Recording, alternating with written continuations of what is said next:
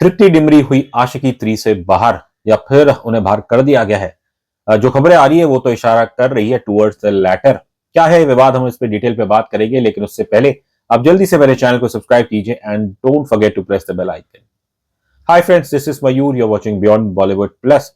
अभिनेत्री Tripti Dimri animal film करने के बाद लग रहा था कि अब उनका करियर आसमान छुएगा। उन्हें नेशनल क्रश का खिताब तो दे ही दिया गया था, और लेकिन पिछले साल उनकी जो कुछ फिल्में आई, एक तो थी धर्मा प्रोडक्शंस की बैड न्यूज जो बुरी तरह से फ्लॉप हुई, और फिर एक और फिल्म थी उनकी विकी विद्या का वो वाला वीडियो, वो भी बुरी तरह से फ्लॉप हुई। अब उनके लिए एक और बुरी खबर यह है कि अब वो आशिकी 3 का हिस्सा नहीं है। हालांकि यहाँ पे मैं क्लियर कर दूं कि ये खबर तो पहले आ चुकी है, पर कल जो एक खबर छपी है एक प्रसिद्ध पब्लिकेशन में, उसमें इसका कारण जो बताया, वो लोगों को बिल्कुल शॉक कर रहा है। इस खबर के अनुसार तृप्ति को उनकी इमेज की वजह से आशिकी 3 से अब बाहर कर दिया गया है। सुनने में बड़ा हैरान लगता है कि भाई किस इमेज की बात हो रही है। तो जो इस खबर में, विच इज ऑब्वियसली, ऐसी ऐसी स्टोरीज कभी ऑफिशियल कंफर्मेशन नहीं रहती है, सोर्स बेस ही रहती है। तो इस सोर्स ने इस पब्लिकेशन को बताया कि तृप्ति का एनिमल करने के बाद जो एक इमेज बन चुका है, जैसे कि कोई एक बोल्ड गर्ल का, वो मैच नहीं करता with the female protagonist of Aashiqui 3, जहां पे मेकर्स को एक इनोसेंट लड़की चाहिए। और जो जिन शब्द का इस्तेमाल किया गया है वो है कि प्योरिटी पैरामीटर्स के कारण मेकर्स ने सोचा कि तृप्ति डिमरी आशिकी 3 में फिट नहीं बैठ रही है।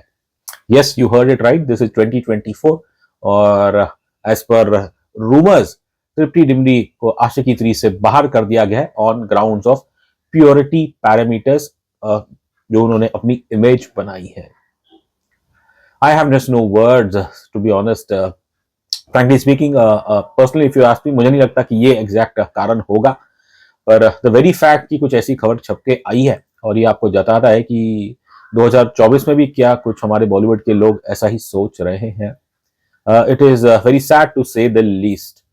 और बस the moment this story came out, उसके बाद फिर तृप्ति के फैंस और इंटरनेट एक स्टॉर्म सा मच गया, और तब लोगों ने प्रोड्यूसर्स की सीरीज को याद दिलाया कि भाई अगर आप प्योरिटी पैरामीटर्स देख रहे हो तो फिर उस हिसाब से तो फिर रणबीर कपूर, वो भी तो एनिमल का हिस्सा थे, वो टी सीरीज की फिल्म थी। लेकिन डायरेक्टर नितेश तिवारी, उन्होंने एक बार भी ये नहीं सोचा कि एनिमल करने के बाद अब Ranbir Kapoor is not fit to be my lord Ram. अब रणबीर कपूर ने तो कई साल पहले एक वीडियो में कहा ही था कि वो तो बीफ खाते हैं। अब शायद उन्होंने छोड़ दिया है फिल्म रामायण के लिए, बट मुझे नहीं लगता कि anybody is going to buy this purity parameters reason जो बाहर निकल के आ रहा है। आशिकी 3 में कार्तिक आर्यन है, खबरों के अनुसार तो अनुराग बासु ही शायद इसे डायरेक्ट करेंगे। ये फिल्म लंबे समय से डिले आई थिंक हो रही है। पहले था कि फिल्म होगी, फिर आया था फिल्म नहीं होगी, अब वापस आया कि नहीं फिल्म होगी, कार्तिक आर्यन इज बैक। तो अब वही देखना है कि बस इस फिल्म में कौन हीरोइन होंगी। चर्चा तो सारा अली खान की जा रही है। तो अब सवाल यही पैदा होता है कि चलिए, अगर आपकी नजर में तृप्ति डिमरी प्योरिटी पैरामीटर्स फेल कर दी थी, तो फिर सारा अली खान, उनकी इमेज क्या है एज एन एक्ट्रेस। अगर आपको याद हो कि उनके करियर की शुरुआत हुई थी केदारनाथ फिल्म से, अभिषेक कपूर की फिल्म थी, और उसमें तो she falls in love with a Muslim guy, और शादी तो होती नहीं है बट उनके बीच में संभोग हो जाता है। तो क्या सारा अली खान अब वो ये प्योरिटी पैरामीटर टेस्ट पास कर लेती है? एंड यदि अगर इस फिल्म में सारा और कार्तिक आर्यन रहेंगे, तो फिर इन दोनों ने एक फिल्म की थी इम्तियाज अली की, लव आजकल 2020, और उसमें तो हमने देखा ही था कि वहां पे भी शादी नहीं हुई थी, लेकिन they had a relationship, it was also sexual in nature. तो फिर ये प्योरिटी पैरामीटर्स कहां से आ जाता है? I think what really surprises me is that Tripti Dimri की आखिरी फिल्म विकी विद्या का वो वाला वीडियो, अब वो भी टी सीरीज की फिल्म थी। अब उसके अंदर तो तृप्ति ने तो एक स्मॉल टाउन गर्ल का कैरेक्टर प्ले किया, कहीं पे भी कोई ऐसे बोल्ड सीन नहीं थे। स्टार्ट से एंड तक शायद आप देखिए फिल्म में तो वो ट्रेडिशनल क्लोथ्स ही पहनी थी। एक सॉन्ग शूट किया गया था, प्रमोशनल वीडियो मेरे महबूब, वो तो खैर फिल्म में था ही नहीं, वो तो सिर्फ एंड क्रेडिट्स में रोल होता है। तो फिर जो शुद्धि शायद होनी थी एनिमल के बाद कम से कम तीसरी स्टेबल के लिए, तो वो तो फिर आपकी विकी विद्या का वो वाला वायरल वीडियो से तो हो गई थी। हालांकि उस फिल्म का सब्जेक्ट थोड़ा ऐसा था कि एक प्राइवेट मोमेंट की सीडी वो गायब, वो मिसिंग हो जाती है।